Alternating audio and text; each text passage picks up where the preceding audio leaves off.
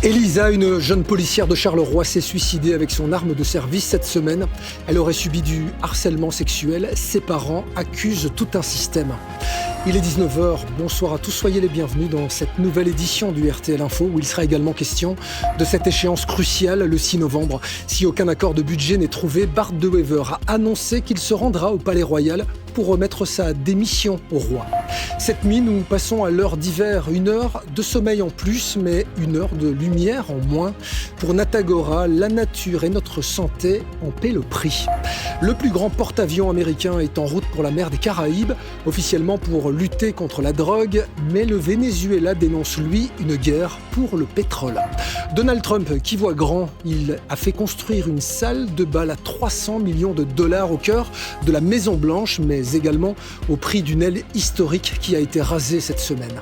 Et puis en fin de journal, 2 chefs d'œuvre du destin, l'hôtel Solvay préservé, la maison Aubec sacrifiée. Nous verrons ce soir ce qu'il reste de Victor Horta, le maître belge de l'Art Nouveau.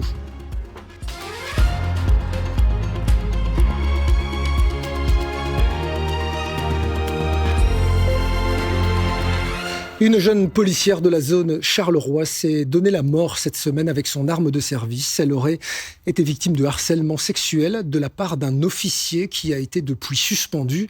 Aujourd'hui, ses parents estiment que c'est l'ensemble du système qui l'a poussé à commettre l'irréparable. Ils se sont confiés à Benjamin Samin et Michael Harvey. Elle s'appelait Elisa, elle avait 30 ans et elle était la maman d'un très jeune garçon. Dans la nuit de lundi à mardi, elle s'est donné la mort avec son arme, en uniforme, alors qu'elle allait prendre son service. Il y a quelques mois, ses parents ont constaté que la jeune policière motivée et appréciée était anxieuse et dépressive. Ils ont alors appris qu'elle avait déposé plainte pour des faits de harcèlement sexuel et de viol à l'encontre d'un officier de la zone de Charleroi. Sa maman nous en parle alors que l'enfant d'Elisa est dans le salon devant des dessins animés.